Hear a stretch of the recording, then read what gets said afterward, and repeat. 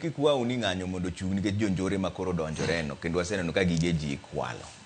Udhi timo nang'o mondo mi kikoro kik kuo bende bede iye nikech ng'anyo koro lokore mar jonjore.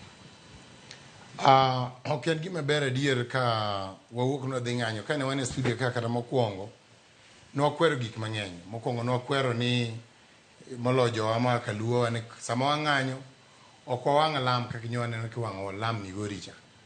Especially kar daraja Kamaracha makawa city kuwang'o kanyo dhi lokore bugo.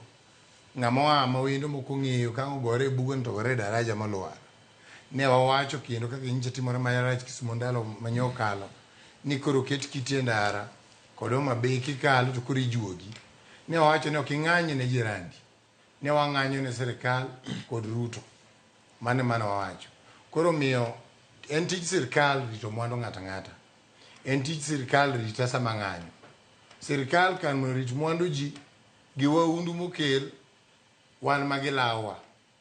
Ma en ng'wech driver makaki donjo no ng'wech. Onge chieng' mane sirikal osemiwa thuolo ne koro usechake uru gi ka wuothuru nyaka ka tuduog nyaka ka. Nikech wan gi right mar ng'anyo.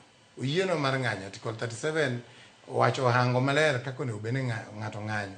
Mowacho ni petition nyaka watere public office.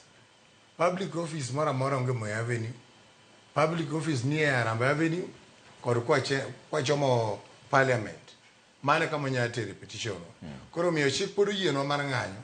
To kendo chik wacho ni police en mane notify the police to tije en kowa. Okay.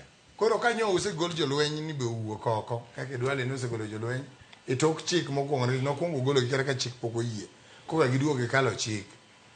Jolweny go tiji rito waundu moting'o rungegi mokelgi to police tij konyo nyithindo mathindo mang'anyo ne haki. Okay.